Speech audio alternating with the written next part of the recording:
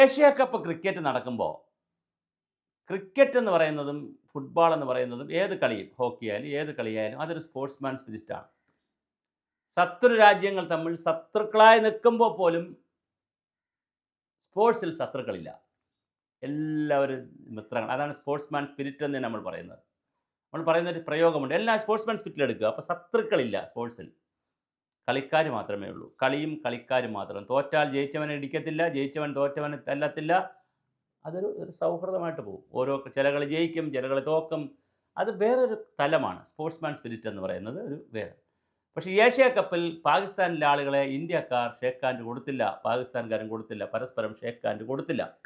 ഇത് വലിയൊരു വാദമായിരിക്കും. കാർഗിൽ യുദ്ധം നടക്കുമ്പോഴും ഇവിടെ ക്രിക്കറ്റ് നടന്നിട്ടുണ്ട്. ശശി തരൂർ എക്സിൽ ഇത് പോസ്റ്റ് ചെയ്തിട്ടുമുണ്ട്.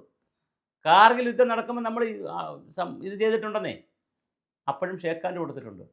സ്പോർട്സ് എന്ന് പറയുന്നത് കാലാനുസൃതമായി, കാലത്തിനതീതമായി, അതിരുകൾക്കതീതമായി, അതിർവരമ്പുകൾക്കതീതമായി, അതിർത്തികൾക്കതീതമായ സൗഹൃദത്തിൻ്റെ മേഖല തീർക്കാനാണ് സ്പോർട്സ്. സ്പോർട്സിൻ്റെ ഒരു സന്ദേശം അതാണ്. വെറുതെ മത്സരിച്ച് ജയിക്കാനും തോക്കാനും വേണ്ടി മാത്രമല്ല.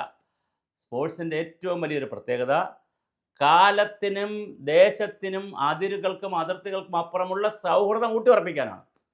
ക്രിസ്ത്യൻ രാജ്യക്കാരും മുസ്ലിം രാജ്യക്കാരും തമ്മിൽ വലിയ അടി നടക്കും. അപ്പോഴും സൗദി അറേബ്യയിലും ഇറാനിലും കുവൈറ്റിലും ഖത്തറിലും ഒക്കെ ക്രിസ്തീയ മതവിശ്വാസത്തിൽ വിശ്വസിക്കുന്ന രാജ്യങ്ങളിലുള്ളവർ പോയി കളിക്കും. കമ്മ്യൂണിസ്റ്റ് ചൈനയിൽ പോയി മറ്റുള്ളവർ കളിക്കും. കമ്മ്യൂണിസ്റ്റ് ചൈനക്കാർ മറ്റുള്ള സ്ഥലത്ത്, ഒളിമ്പിക്സ് ഉള്ള സ്ഥലത്ത് പോകും. ഇതാണ് സ്പോർട്സ്മാൻ സ്പിരിറ്റ്. പക്ഷെ നിർഭാഗ്യവശാൽ ഏഷ്യ കപ്പിന് സംഭവിച്ചില്ല. അത് തെറ്റായിപ്പോയി എന്ന് ശശി തരൂർ പറഞ്ഞു. 100% തെറ്റ് തന്നെയാണ്. ശശി തരൂർ പറഞ്ഞതല്ല, അവർ ചെയ്യാതിരുന്നത്. സ്പോർട്സ്മാൻ സ്പിരിറ്റ് എന്ന് പറഞ്ഞത് അല്ലെ, സ്പോർട്സ് വയ്ക്കരുത്. നമ്മൾ എത്ര പ്രാവശ്യം ഇന്ത്യ പാകിസ്ഥാൻ ക്രിക്കറ്റ് റദ്ദാക്കിയിട്ടുണ്ട്.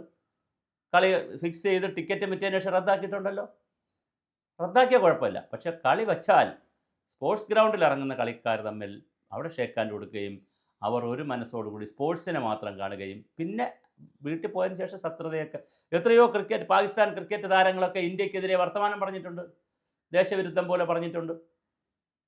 ഇന്ത്യക്കാർ എത്രയോ പ്രാവശ്യം ഇന്ത്യക്ക് അനുകൂലമായി വർത്തമാനം പറഞ്ഞിട്ടുണ്ട്. ഇതൊക്കെ വരും. പക്ഷെ കളിക്കളത്തിലേക്ക് സൂട്ടിട്ടിറങ്ങിയാൽ ഏകോദര സഹോദരങ്ങളാണ്. അവിടെ സ്പോർട്സ് എന്ന് പറയുന്ന മഹത്തായ സങ്കല്പത്തിൽ നിന്നുകൊണ്ട് വേണം സംസാരിക്കാൻ.